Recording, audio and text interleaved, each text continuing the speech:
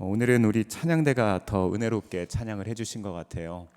우리 또 인명 예배로 또 헌신 예배로 함께 하나님께서 지키게 해주셨는데 우리 하나님 앞에 영광의 박수 먼저 올려드리도록 하겠습니다.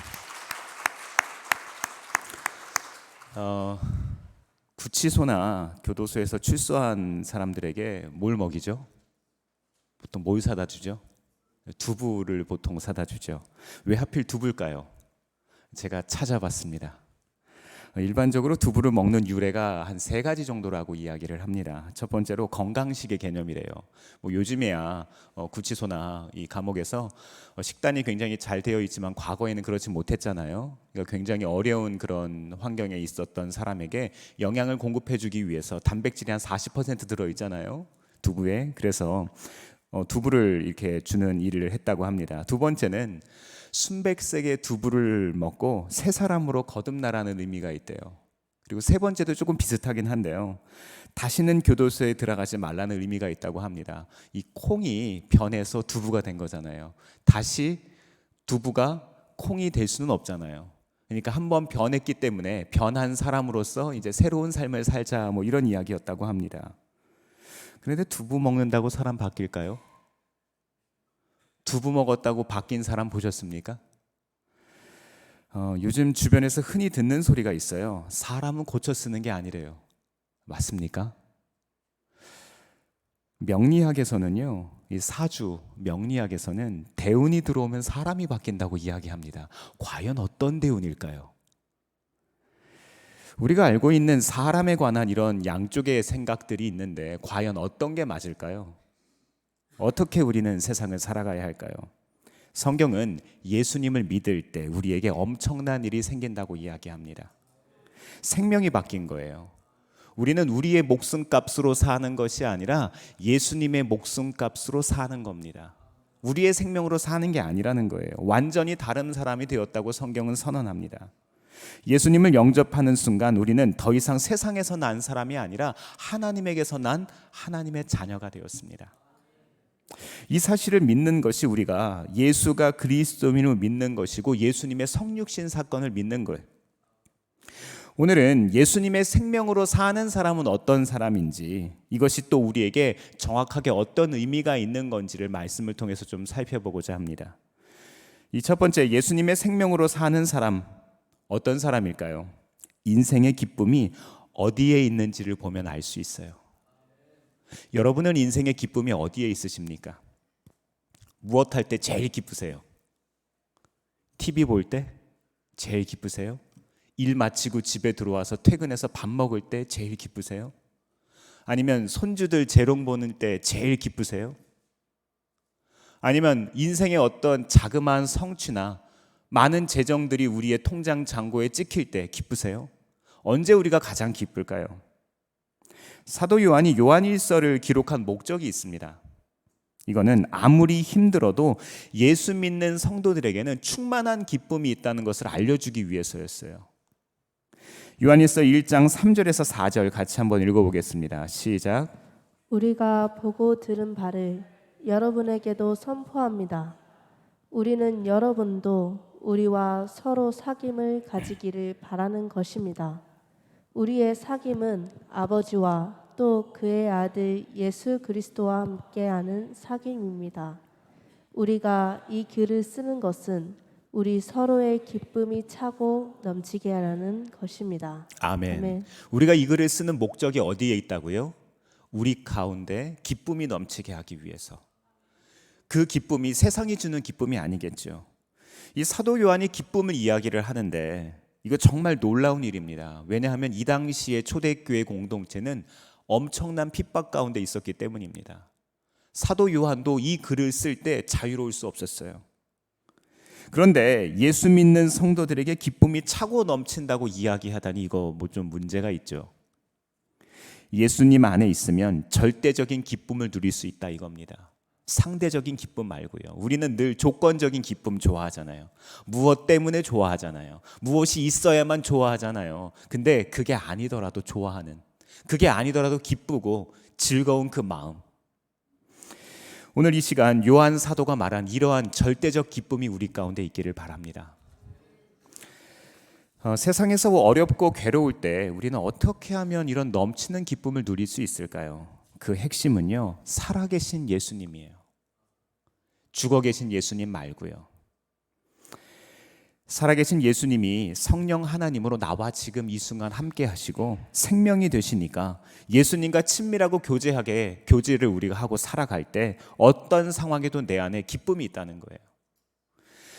요한 사도가 말하려는 또 하나의 핵심이 있는데 이거는요, 친밀한 교제입니다. 예수님과 친밀하게 하는 사람은요, 예수님이 좋아하는 걸 좋아하게 돼요. 예수님이 싫어하는 걸 싫어하게 됩니다. CCTV만 있어도 죄 짓지 못하잖아요, 그렇죠? 요즘에요, 망포동 어디에 가든 카메라가 참 많습니다. 이제는요, 태장초등학교 앞에도요, 이제 속도를 제한해서 카메라가 연동돼서 그 화면까지 나오는 기계가 생겼더라고요. 단속 카메라가. 조심하셔야 될 것 같아요.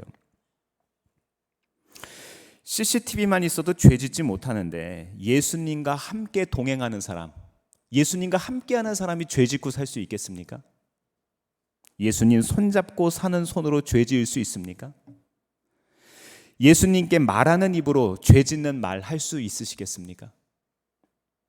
예수님만으로 만족하는 사람은요, 다투고 욕심내고 싸우지 않고 사랑하며 사는 사람이에요. 그 사람의 삶을 보면 알 수 있어요. 살다 보면 근데 사랑만 할 수는 없죠. 때로는 우리가 원망도 할 때 있고요. 때로는 괴로울 때도 있고요. 불평할 때도 있고요. 슬플 때도 있습니다. 하지만 내 마음속에 깊이 자리 잡고 있는 기본적인 마음, 하나님 앞에 내어드릴 수 있는 이 마음이 사랑의 마음이 있어야 된다는 거예요. 기쁨의 마음이 있어야 한다는 거예요. 하나님이 사랑하시는 것을 나도 사랑하고 하나님이 미워하시는 것을 나도 미워하는 그 마음이 있어야 한단 말입니다. 때로는 이게 흔들리더라도 이렇게 의롭게 살고 사랑하며 사는 것을 보면 이 사람이 진짜 하나님의 사람인지 아닌지 알 수 있어요. 사람은 열매로 보아 아는 거거든요. 사랑하는 성도 여러분, 아무리 교회 오래 다녀도요, 두려움이 있을 수 있어요. 아무리 교회 오래 다녀도 예수님 잘 믿는 것처럼 보여도 두려움과 미움으로 가득하면 하나님 자녀가 아닙니다. 여전히 세상에 속해 있는 사람인 거예요. 이것은 대단히 중요한 분별 기준입니다. 이 시간 우리 안에 하나님께서 주시는 기쁨이 회복되는 시간 되길 바랍니다. 두 번째로, 이 예수님의 생명으로 사는 사람 어떤 사람일까요? 올바른 고백이 있어야 돼요. 주의 이름을 부르는 자는 무엇을 얻는다고요? 구원을 얻는다고요. 요한일서 4장 1절에서 2절 말씀 같이 한번 읽어보겠습니다. 시작. 사랑하는 여러분, 어느 영이든지 다 믿지 말고 그 영들이 하나님께서 낳는가를 시험하여 보십시오. 거짓 예언자가 세상에 많이 나타났기 때문입니다.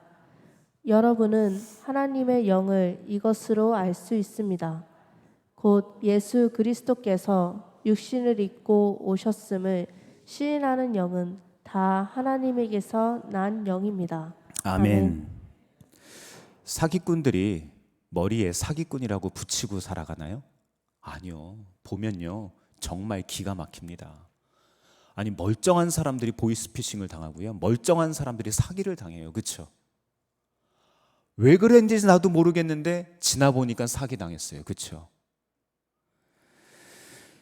말씀을 보면 모든 영을 믿지 말고 반드시 분별하라고 했습니다. 교회 안에 있는 목회자라 하더라도, 교회 안에 있는 직분자라 하더라도 말씀에 비추어 보아서 우리는 정확하게 분별할 수 있어야 돼요. 겉으로는 예수를 잘 믿고 귀로 듣기 좋은 교훈과 진리를 말하고 대단한 은사가 있다고 하는 사람들이 있습니다. 근데 이 사람들의 영이 어디서부터 왔는지 확인하라는 거예요. 제가 조금 전에 어떤 말씀 드렸죠? 그 사람을 오랫동안 지켜보면 무엇을 알 수 있다고요? 그 사람 가운데 기쁨이 있는지, 사랑이 있는지를 보면 그 사람의 진짜 목적을 알 수 있고 그리스도인인지 아닌지를 알 수 있다는 거예요. 요한 사도는 적그리스도가 오늘 말씀을 보니까요, 교회 안에서 나왔대요. 밖에 있는 이단들이 아니라는 거예요. 저는 그런 생각을 가끔 합니다. 이단들이요, 아무리 많이 우리 교회를 공격해도요, 이단들이 아무리 몰래 숨어서 교회 안에 들어와도 교회가 건강하면 아무런 힘을 쓰지 못합니다. 성도들이 건강하면 아무런 힘을 쓰지 못해요. 교회가 위기가 있을 때 그렇게 되는 거예요. 제가 이전에 있던 교회들을 보니까 그렇더라고요. 이단이나 타 종교가 아니라 교회 안에서부터의 문제가 우리들에게 더 심각한 문제라는 겁니다. 믿음이 좋은 사람인 줄 알았는데 나중에 알고 보니까 적그리스도라는 거예요. 이단은 아닌데 적그리스도라는 거예요. 네, 그렇습니다. 우리는 어떤 말을 듣든지 이 영이 어디서부터 온 것인지 분별할 줄 알아야 돼요. 영을 분별하는 기준은 예수님의 성육신을 믿느냐 하는 거예요. 이단들은요, 예수님의 성육신을 믿지 않는 사람들이 참 많습니다. 성육신이란 뭔지 아세요? 하나님께서 육체를 가지시고 예수님의 몸으로 오셨다는 거예요. 이 성육신을 믿고 고백하면 하나님께서 온 영이고, 믿지 않으면 하나님과 상관없는 영이라는 겁니다. 예수님이 하나님이신데 육체를 입고 오셨다? 이건 교리적인 얘기가 아닙니다. 뭐 뜬구름 잡는 얘기가 아니에요. 우리랑 전혀 상관없는 그런 얘기가 아닙니다. 우리와 전혀 상관없는 것 같지만 이 성육신에 관한 믿음 여부가 아주 대단히 중요한 신앙생활의 기준이 됩니다. 하나님이 사람이 되셨다는 것이 안 믿어지면요, 십자가 사건이 아무런 의미가 없는 거예요. 예수님의 부활도, 우리의 구원도, 우리의 속죄함도 아무런 의미가 없어지기 때문입니다. 초대교회 당시에 예수님의 성육신을 믿지 않던 사람들이 있었어요. 이 사람들을 영지주의자들이라고 하는데요, 이 사람들 때문에 이 에베소 교회에도 큰 문제가 생겼습니다. 이 요한일서를 기록한 이 사도 요한은 일반적으로 말년을 에베소 교회에서 보냈다고 우리는 알려져 있습니다. 근데 이 에베소 교회에도 이단 문제가 생긴 거예요. 영지주의자들이 사람의 육체는 악한 거고 영은 선하다고 하면서 영과 육을 분리해버린 거예요. 이들은 예수님의 존재를 인정하기는 했는데 예수님이 성육신 하신 것은 믿지 않았어요. 성부, 성자, 성령 하나님께서 한 분이신 것을 믿지를 않는 거예요. 영지주의자들에게 이 예수님은요, 그냥 인간일 뿐이었습니다. 하나님의 영이 예수라고 하는 한 사람을 선택해서 그 안에 들어가셨다가 나간 거다, 이렇게 이야기한 거예요. 예수님과 하나님의 영이 하나가 되신 것은 아니고 각각 구별해서 그 역할을 했고, 예수님께서 십자가에 달리는 순간 하나님의 영이 떠나가셨다, 이렇게 이야기해요. 이들 생각엔 인간 예수님 속에 하나님의 영도 있고 인간 예수도 있다, 뭐 이렇게 이야기했습니다. 예수님께서 성령의 감동으로 복음을 전하고 사역하신 것은 인정하는데 예수님이 십자가에 달려 돌아가셨을 때 떠나가 버리신 것이다, 뭐 이런 거예요. 하나님은 죽으실 수가 없기 때문에 그렇게 했다는 거죠. 하나님의 영은 떠나시고 인간 예수만 죽은 거라고 믿는 게 이 사람들의 신앙이었습니다. 이런 식의 가르침이 문제가 된 거예요. 왜 문제가 됐을까요? 아, 영혼과 육신이 따로구나. 육신은 별로 중요하지 않구나. 내가 내 영이 구원받았다면, 내가 예수님을 믿고 전혀 새로워진 이전과는 다른 존재가 된 게 내 영인데 내 육체는 여전히 이 세상에서 악한 일들과 연결돼 있잖아. 그러니까 이 세상에는 아무렇게나 살아도 되지. 내 뜻대로 내 마음대로 살아도 되지. 그리고 나중에 하나님 앞에 회개하고 내 영이 구원받으면 되는 거잖아. 어디서 많이 들어본 얘기 아니에요? 구원파 얘기잖아요.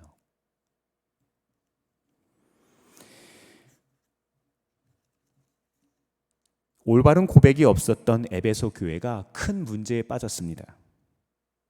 그런데 우리는 더 큰 위기에 빠져 있는 것 아십니까? 지금 우리는 다 성육신을 믿어요. 예수님이 그리스도이심을 믿는다고 말합니다. 예수님이 그리스도임을 믿으십니까? 고백하시잖아요, 그렇죠? 근데 그게 문제예요. 초대교회 때는요, 예수님이 그리스도인 것을 믿지 않는다고 말을 했어요. 믿어지면 믿어진다고 말을 했어요. 믿어지면 믿는 만큼 내가 콜로세움의 사자 앞에 서더라도 그 믿음을 고백했습니다. 모르면 모른다고 했어요. 그래서 바른 믿음 가진 사람과 그른 믿음 가진 사람들 구별할 수 있었어요. 본인 고백이 분명하니까요. 그런데 지금은요, 다 믿는다고 합니다. 다 믿는데요. 교회 안에서도 교회 밖에서도 예수님 모르는 사람이 없어요. 세계 3대 성인 중에 하나래요. 하도 많이 들어서 무슨 말인지도 모르고 그냥 예수는 그리스도라고 합니다.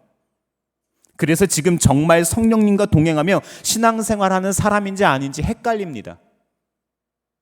예수님이 그리스도인 것을 믿느냐고 하면 덮어놓고 아멘하기 때문입니다. 사랑하는 성도 여러분, 이 시간 예수님을 바라보는 눈이 뜨이길 바랍니다. 믿음의 올바른 고백이 회복되길 바랍니다. 세 번째로 예수님의 생명으로 사는 사람의 모습은 무엇일까요? 말로만이 아니라 삶을 통해 드러나야 합니다. 지금도 영지주의자들처럼 신앙생활하는 분들이 있습니다. 요한복음 15장 말씀을 보면 진짜와 가짜, 이 진짜와 가짜는 예수님의 말씀으로 구별됩니다. 요한복음 15장 4절부터 5절까지 말씀인데요. 같이 한번 읽어보겠습니다. 시작. 내 안에 머물러 있어라. 그리하면 나도 너희 안에 머물러 있겠다. 가지가 포도나무에 붙어 있지 아니하면 스스로 열매를 맺을 수 없는 것과 같이 너희도 내 안에 머물러 있지 아니하면 열매를 맺을 수 없다. 나는 포도나무요 너희는 가지이다. 사람이 내 안에 머물러 있고 내가 그 안에 머물러 있으면 그는 많은 열매를 맺는다. 너희는 나를 떠나서는 아무것도 할 수 없다. 아멘. 예수님이 포도나무지고 우리 가지 맞습니까? 네, 그렇죠. 그렇다면 진짜 예수님의 가지처럼 살고 계십니까? 일부 예배 때 담임 목사님께서 성령의 열매에 대한 이야기를 하셨는데 우리 가운데 설명의 열매들이 맺고 있습니까? 우리 안에 예수님의 성품이 있습니까? 누군가 우리를 바라볼 때 우리의 모습 가운데서 예수님의 모습이 있냐는 겁니다. 그렇다면 예수님을 그리스도로 고백하는 거 맞습니다. 그런데 가슴에 손을 얹고 생각해 보면요, 자신이 없을 줍니다. 자신이 없어요. 우리가 예수님 안에 거하고 예수님이 우리 안에 거하는 게 맞는지 확신이 서지 않습니다. 정말 말씀은 좋은데 그게 내 말씀인지는 확신이 안 섭니다. 말씀은 참 많이 들을 수 있는데 그 많은 말씀들이 나에게 적용되는 말씀인지 헷갈립니다. 그런데 예수님이 성육신 하셨다고 고백은 합니다. 이건 완전히 종교적인 지식이지 진짜 믿음이 아닙니다. 우리는 너무 많이 듣고 너무 많이 배워서 그렇게 믿어야 한다고 하니까 입으로만 고백합니다. 그리고 믿는 줄로 생각하는 거예요. 야고보 사도는 이런 이야기를 했습니다. 1장 22절인데요. 말씀을 행하는 사람이 되십시오. 그저 듣기만 하여 자신을 속이는 사람이 되지 마십시오. 네, 그렇습니다. 우리는 예수님의 성육신을 믿고 예수님과 동행하며 살아갈 때 비로소 그리스도인이 됩니다. 믿음은요, 말이 아니라 삶으로 드러나는 겁니다. 그런데 주변 성도들을 보면은요, 완전히 종교적인 신앙에 물들어 있는 경우가 많습니다. 종교적인 신앙이 무서운 것은요, 가짜인데 진짜인 줄 알기 때문에 그래요. 듣고 이해하는 것으로 충분하다고 믿습니다. 어려서부터 주일에 교회 가면 예수님이 그리스도라고 하니까 막연히 그런 줄로 생각합니다. 입으로만 예수 그리스도지 실제로 그 사람에게는 예수님이 그리스도가 아닙니다. 우리의 삶을 구원해 주는 것들이 뭐가 있어요? 돈, 자식, 명예, 우리들이 생각하고 있는 인생의 각종 탁월함들이 우리들에게 구원이 되지 않습니까? 진짜 예수님이 그리스도 맞습니까? 말이 아니라 삶을 보면 압니다. 예수님이 그리스도라면 예수님이 생명이고 주인이고 기준이 되어야 합니다. 예수님과 내가 포도나무와 가지처럼 한 몸인데 어떻게 다른 생각을 할 수 있겠냐고요. 요한일서 4장 4절은 우리 안에 계신 분이 어떻다고요? 세상에 있는 자보다 크시다고 이야기합니다. 저희 조카가 유치원 다닐 때 일입니다. 명성 유치원을 다녔는데 명성 유치원에서 이 녀석이 너무 순해서 다른 친구들이 조금씩 괴롭혔나 봐요. 굉장히 속상해해서 침울해하고 있어서 제가 그런 얘기했습니다. 동주야, 이모부가 있잖아. 걱정하지 마. 이모부가 누구야? 원장님 아들이야. 그때부터 동주의 눈빛이 달라지기 시작했어요. 우리 동주가 친구들 사이에서 자신이 있어졌어요. 왜요? 원장님 아들이 우리 이모부잖아요. 네, 세상에 있는 이보다 우리 하나님이 크십니다. 우리 하나님께서 우리의 아버지가 되십니다. 예수님이 우리 마음에 오신 것은 세상보다 더 큰 분이 오신 거예요. 이것을 진짜 믿는다면 세상 사람처럼 살 사람 어디 있겠습니까? 마음에 세상보다 크신 분이 오셨는데 무엇이 두려우고 무엇이 염려가 됩니까? 그래서 요한 사도가 이야기한 거예요. 기뻐할 수 있습니다. 사랑할 수 있습니다. 세상보다 크신 주님을 내 안에 모시고 사는 사람이라면 세상에 나가 살 때 당연히 빛과 소금으로 삽니다. 그리고 세상 사람들도 압니다. 주일이면 교회 와서 예배드려도 평일에는 나가서 세상 사람들과 똑같이 산다고요. 그러면 무늬만 성도, 무늬만 자녀라는 겁니다. 1925년 노벨 문학상을 받았던 영국의 대단한 극작가 버나드 쇼라고 하는 분이 계세요.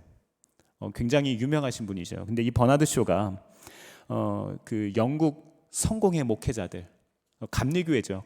영국 감리교회 목회자들을 모아놓고 컨퍼런스를 하는데 거기에 그 주 강사로 말씀을 전하는 시간이 되어서 오셨습니다. 참 특이하죠. 근데 그 버나드 쇼가 그런 이야기를 합니다. 목사님들, 영국 감리교회가 왜 이렇게 어려워진 줄 아십니까? 저는 극작가입니다. 저는 가짜인 것을 진짜처럼 말하는 사람입니다. 그러면 사람들이 웃기도 하고 울기도 합니다. 그런데 여러분은 진짜인 예수를 가짜처럼 전하기 때문에 우리에게 능력이 사라진 겁니다. 나는 아니라고 자신 있게 말할 수 있으십니까? 세상에는 세상처럼, 이 세상 사람처럼 살고 교회 와서는 예배드리는 척만 하는 영지주의자들이 많이 있어요. 이런 믿음이 교회 안에 퍼져 있습니다. 이렇게 생각해요. 예수 믿고 영혼은 구원받았지만 어쩔 수 없잖아. 세상살이 어쩔 수 없잖아. 육신은 어쩔 수 없으니까 세상식대로 사는 거지. 교회 가서 회개하고 또 용서받으면 하나님도 이해하실 거야. 한 주 동안 세상에서 어쩔 수 없이 그렇게 살다 보면 하나님께서도 우리를 긍휼히 여겨주실 거야. 2024년에도 영지주의자들이 있습니다. 우리는 내가 영지주의라고 말은 안 하지만 실제로는 영지주의자들처럼 살고 있다는 거예요. 왜 이렇게 살까요? 내가 예수님과 하나 된 게 믿어지지 않는 거예요. 우리 안에 예수님의 생명이 있다는 게 믿어지지 않는 거예요. 예수님이 우리에게 오셨지만 예수님 따로 나 따로인 거예요. 영지주의자들은 인간 예수 안에 하나님의 영과 인간 예수가 따로 있다고 주장했습니다. 그런데 우리들도 그렇게 생각하잖아요. 교회 따로, 우리들의 삶 따로. 우리는 에베소 교회를 향한 주님의 말씀을 기억해야 합니다. 요한계시록 2장 4절에서 5절인데요. 같이 한번 읽어볼까요? 시작. 그러나 너에게 나무랄 것이 있다. 그것은 내가 처음 사랑을 버린 것이다. 그러므로 내가 어디에서 떨어졌는지를 생각해내서 회개하고 처음에 하던 일을 하여라. 내가 그렇게 하지 않고 회개하지 않으면 내가 가서 내 촛대를 그 자리에서 옮기겠다. 아멘. 아멘. 요한 사도가 말년을 어디서 보냈다고요? 에베소에서 보냈다고 이야기했죠. 근데 이 에베소 교회를 향한 주님의 말씀을 이 사도 요한이 기록하면서 얼마나 가슴 아팠을까요? 사랑하는 성도 여러분, 우리는 속지 말아야 합니다. 차라리 안 믿는다고 하면 바로 잡아주면 돼요. 모른다고 하면 가르쳐주면 됩니다. 그런데 믿는다는데 어떻게 하겠냐고요. 다 믿는 줄 알고 넘어갑니다. 실제로는 삶으로는 안 믿는데 말입니다. 저는요, 솔직한 사람을 참 좋아해요. 모르면 모른다고 이야기하세요. 확신이 없으면 확신이 없다고 말을 하세요.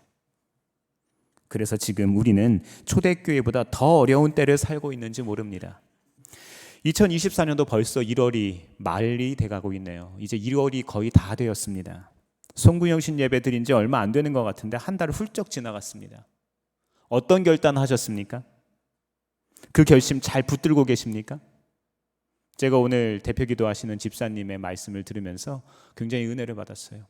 복은 받는 것이 아니라 지키는 거다. 그렇죠?